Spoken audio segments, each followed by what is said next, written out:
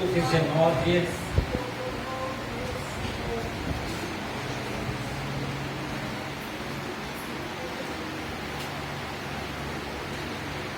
até o versículo 7. Até o versículo 7.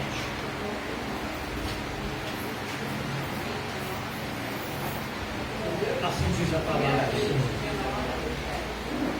Então o rei Acabe contou a sua esposa Jezabel tudo o que realizara Elias e como passara ao fio da espada todos os profetas de Baal. Diante disso, Jezabel mandou o mensageiro a Elias com o seguinte recado: que os deuses lhe façam sofrer as piores desgraças, se até amanhã, a esta hora, eu não fizer com a tua vida o que fizeste com os profetas. Assim que Elias recebeu este aviso, fugiu para salvar a sua própria vida, chegando a Berseba, que pertence a Judá. Ali deixou seu servo. Quanto a ele, fez pelo deserto a caminhada de um dia e foi sentar-se debaixo de um arbusto e ali orou, pedindo para si a morte, dizendo: agora basta, ó Senhor, retira minha vida, pois não sou melhor que meus pais. Deitou-se e dormiu ali mesmo, sob o arbusto. Mas eis que um anjo o tocou e disse-lhe: levanta-te, alimenta-se. Então abriu os olhos, olhou ao redor, eis que ali junto à sua cabeceira havia um pão quente que fora assada sobre a pedra em brasas, e uma vasilha com água fresca. Tendo comido e bebido, voltou-se a deitar. Então o anjo do Senhor veio a Elias pela segunda vez, tocou e lhe recomendou: levanta-te, come, porque a viagem será muito longa. Por esse atalho.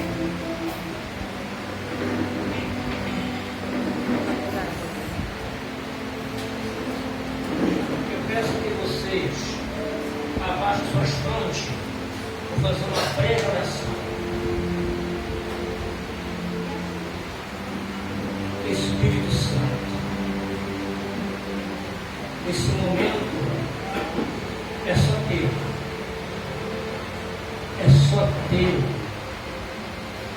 Não existe aqui, meu Pai, ninguém que tenha condições de avaliar o coração humano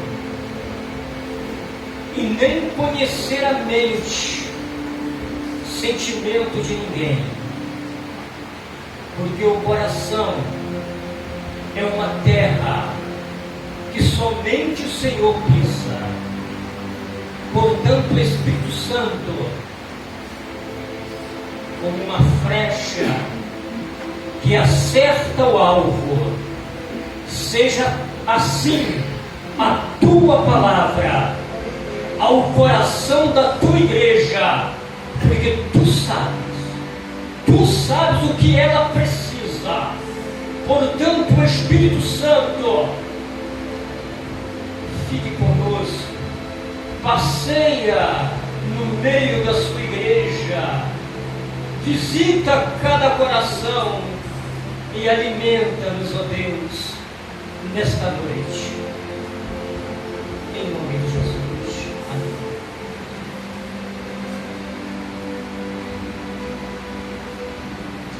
Eu, ao chegar na igreja, eu comentei que estava com a pressão baixa, né? Eu fiquei preocupado, porque eu já sou naturalmente muito tranquilo, então eu não consigo falar o mesmo, né? E minha pressão continua baixa. A tendência no tempo muito quente, que a minha pressão cai, ela vai a 6 mais ou menos, ela é baixa.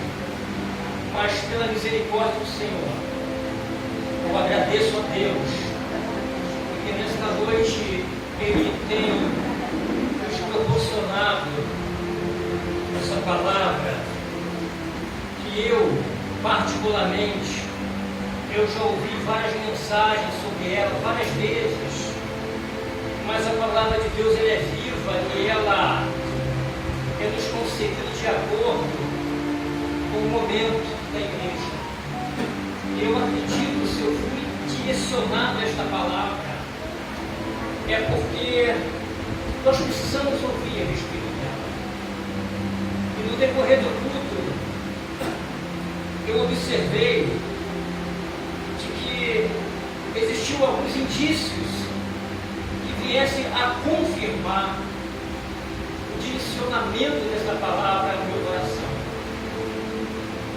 E eu, mais do que ninguém, como eu preciso ter o entendimento dela, como eu preciso que o Espírito Santo fale comigo. O pastor sabe o que eu estou falando, né? Como eu preciso que o Espírito Santo fale comigo a respeito dessa palavra. No Antigo Testamento, como no Novo Testamento,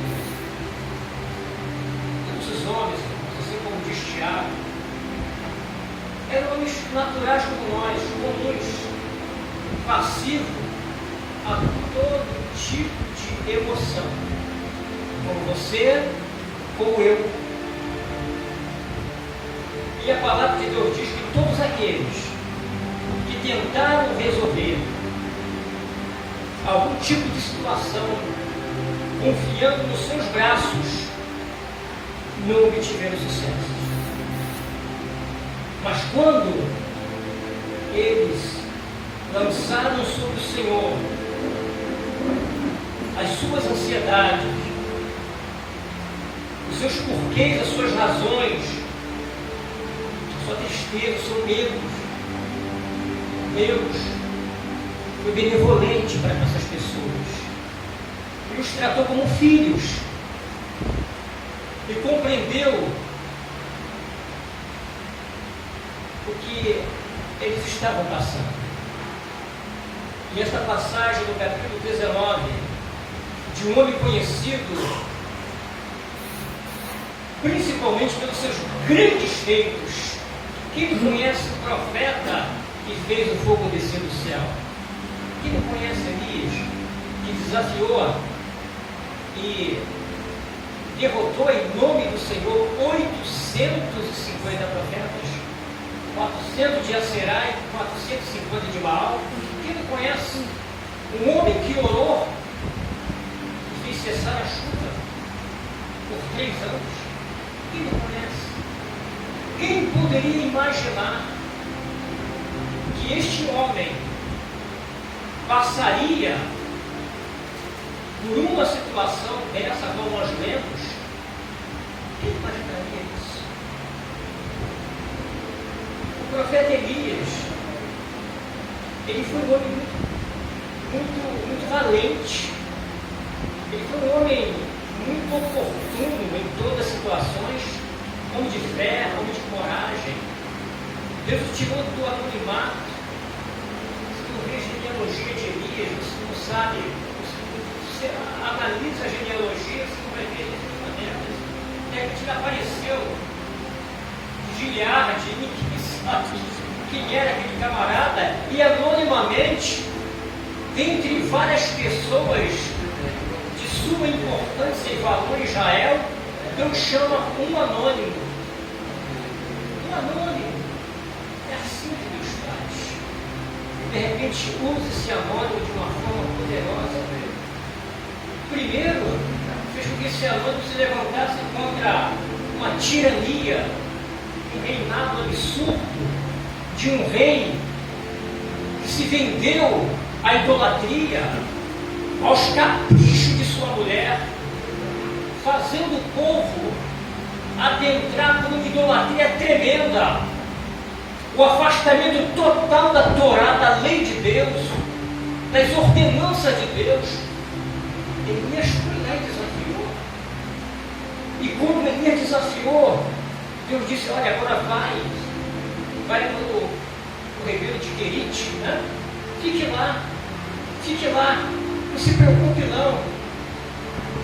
Elias foi para aquele lugar, e ali naquele lugar todos os dias, Elias foi recepcionado.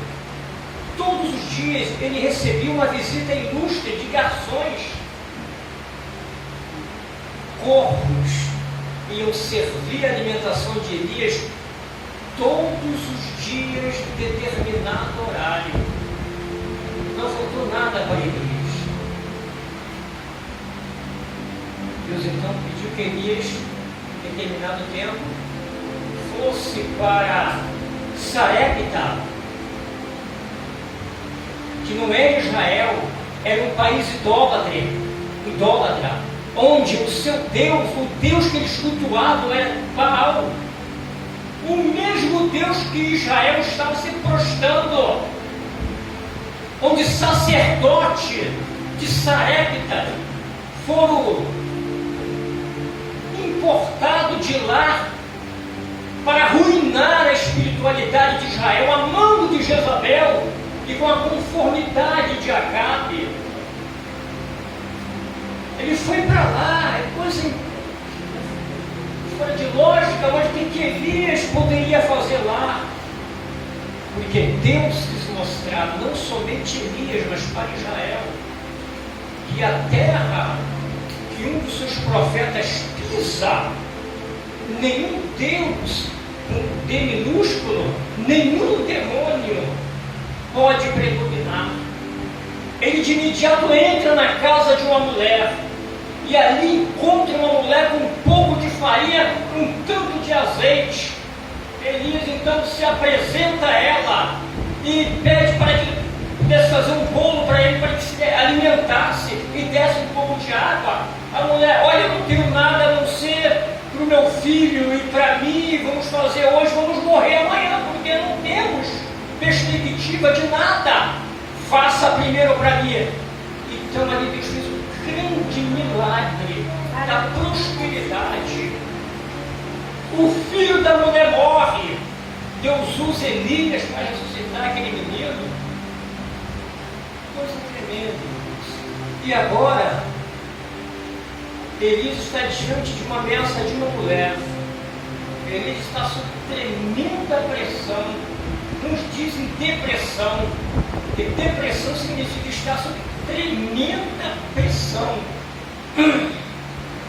Talvez é um pouco difícil de compreender devido à biografia de Elias. Como? Mas Elias era um homem sujeito como nós, assim afirmara Tiago. Mas Elias ali, quando recebeu a notícia, ficou numa pressão tremenda.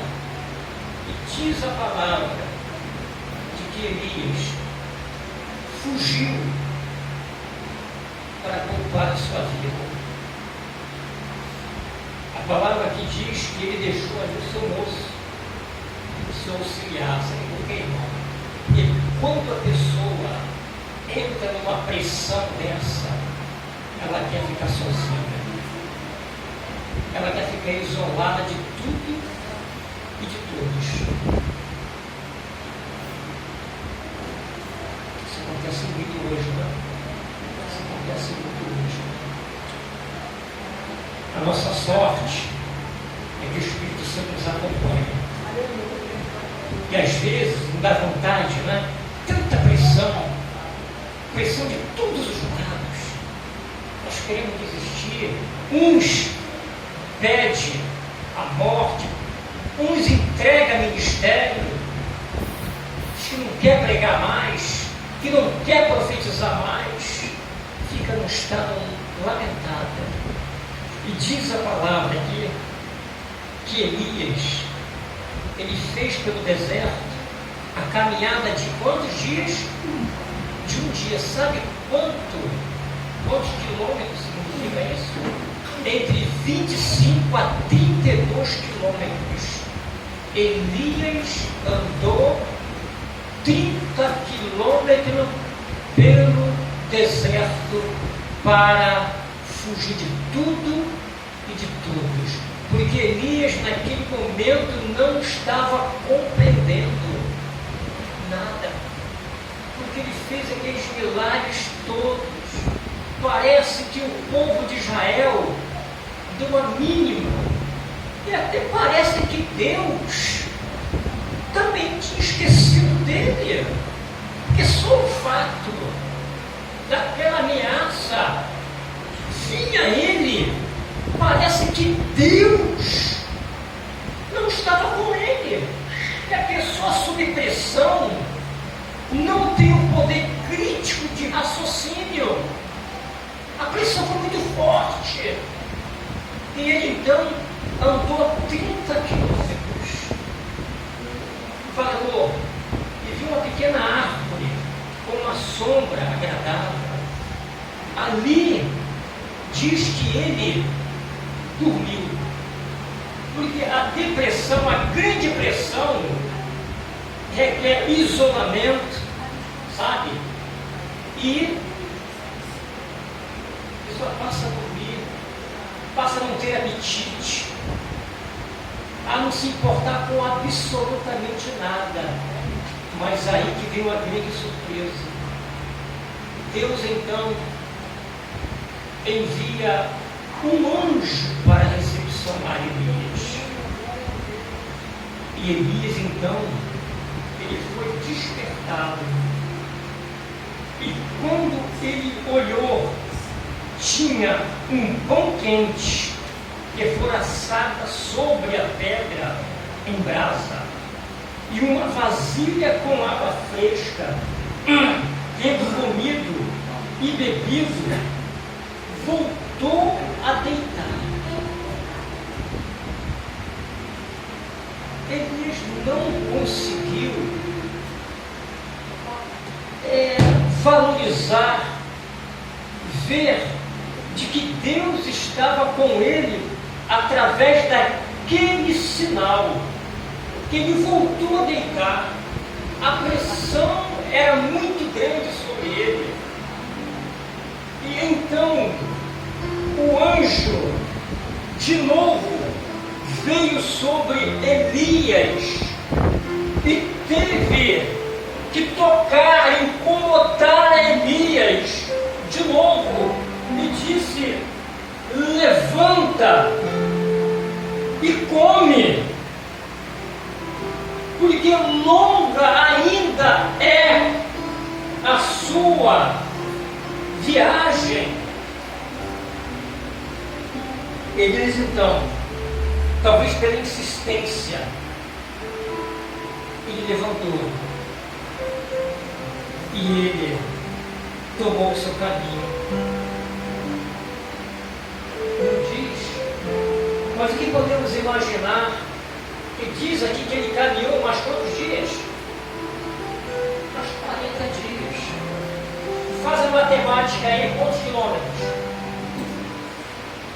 1.200 quilômetros, irmãos. Imagine, durante esses 40 dias e 40 noites, o que não passou na mente desse camarada, desse profeta. Imagine a luta, a pressão que esse homem teve para desistir de tudo, de todos, para acabar. Uma pessoa que pede a morte, irmão, ele perde a alegria de viver. Ele não tem mais nenhuma perspectiva na sua vida. Imagine 40 dias e 40 noites. Ele quis marcar o seu ministério profético. ele então, mais uma vez, sinaliza que ele queria isolamento. O que diz a palavra? Ele entrou onde? Na caverna. Em uma caverna. Quantas pessoas, pastor Luiz, entraram na caverna da sua existência e não conseguiram sair, se encontram até hoje? Quantas pessoas foram chamadas pelo Espírito Santo, incomodadas pelo Espírito Santo, mas não conseguem ouvir a voz do Espírito Santo? Mas o profeta Elias,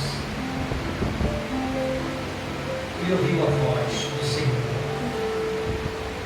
e lhe perguntou: o que fazes aqui, Elias? É interessante, né? O Senhor perguntou a Elias: o senhor não sabia que Elias estava ali, estava em tremenda pressão existencial? Mas ele quer ouvir de nós, que venhamos a dialogar com ele. Deus é um Deus de diálogo, e nós temos o prazer de dialogar com Deus todos os dias através da oração. Então Elias, ele confessa, ele disse tudo que fizera em nome do Senhor. Profetas, todos os grandes feitos que ele realizava. E eles falou assim: Senhor, apesar de tudo isso, tentam tirar a minha vida. Eu não estou entendendo, Senhor. Então, Deus disse assim: saia para fora. Saia para fora. Porque nós precisamos compreender que precisamos sair da caverna para ouvir a Deus. Porque o Espírito Santo de Deus, conforme diz Apocalipse, ele está a bater, a chamar. Mas nós precisamos tomar uma atitude de abrir, de sair para ouvir Deus e para permitir a presença do Espírito Santo. E então Deus usou 3 sinais da natureza, sinais poderosos, para que Elias pudesse compreender que Deus tinha domínio sobre a natureza. Ele usou, ele diz aqui no versículo 11, Deus mandou um vento muito forte que fendeu os morros e partiu as rochas. Que vento é esse, irmãos? Que teve o poder de quebrar, de ferir a rocha e dividir a rocha. Esse foi o primeiro sinal. Contudo, o Senhor não estava no vento. Quando o vento arrefeceu, ou parou de soprar, ocorreu então o quê? Um forte terremoto que abalou a estrutura da terra. Mas Deus não estava no terremoto.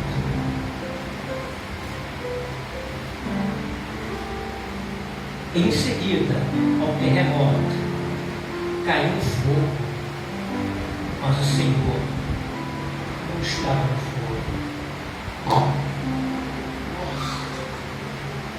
Deus conhece a estrutura. Deus sabe o quanto nós somos fracos, frágeis. O quanto o homem é movido por emoções. o quanto o ser humano é sensível. E às vezes nós precisamos de um braço amigo, de uma palavra confortadora. Quantas e quantas vezes nós chegamos no santuário do Senhor, esperamos ouvir de alguém uma palavra amorosa.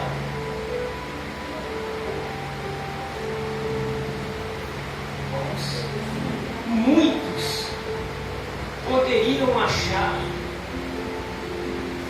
que Deus estaria no fogo, mas Deus não estava no fogo. Deus estaria no terremoto, mas diz a palavra que Deus não estava no terremoto. Sabe por quê? Porque a manifestação da presença de Deus no relacionamento com seus filhos é diferente. É diferente. Não é como nós imaginamos. A correção de Deus é diferente. Então diz a palavra: mas o Senhor não estava no fogo. Depois do fogo veio um sussurro de brisa suave e tranquila. Elias então se derreteu, se prostrou e ouviu a Deus. E Deus diz assim: olha, não terminou o seu ministério. Não terminou o seu ministério. Deus então ergueu aquele profeta e disse: você ainda vai me ungir um reino, vai me ungir um profeta. Volte e dê sequência ao seu ministério, porque eu te chamei, eu vou lhe dar respaldo, e somente no dia que eu determinar, o seu ministério estará acabado. Irmãos, é dessa forma que eu vejo Deus. É dessa natureza que eu compreendo a Deus. Sei perfeitamente de que às vezes nós precisamos de uma palavra um pouco mais forte, digamos assim, mais incisa. Mas quando nós utilizamos da palavra mais forte, mais incisa, se ela não for pelo Espírito Santo, aquela palavra, ao invés de levantar uma pessoa, ela vai acabar de dar um tiro de misericórdia. Tem que ser pelo Espírito. Porque quando Deus fala, nós se prostramos diante dele. E eu louvo o Senhor, porque durante 40 anos da minha vida, eu passei inúmeras provas, mas foi nos desertos que eu enfrentei na minha vida, onde eu vi os maiores milagres de Deus.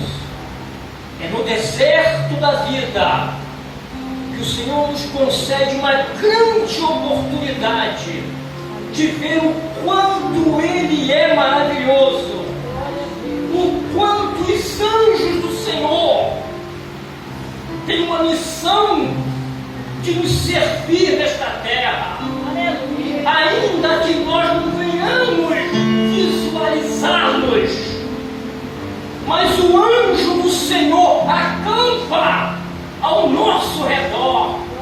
É Ele que nos livra. Aleluia. É correção venha e vem sim. Nós vivemos num sistema de mundo que tem como objetivo pressionar a igreja para que a igreja pare, desista na sua caminhada.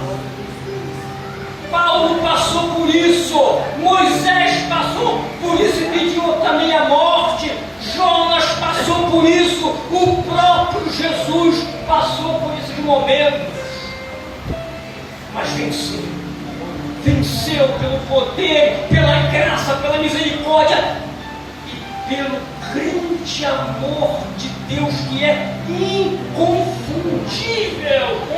incomparável, o amor de Deus. Que nesta noite, meus irmãos, vocês possam sentir o amor de Deus, a presença do Espírito Santo da forma que eu estou sentindo nesta noite.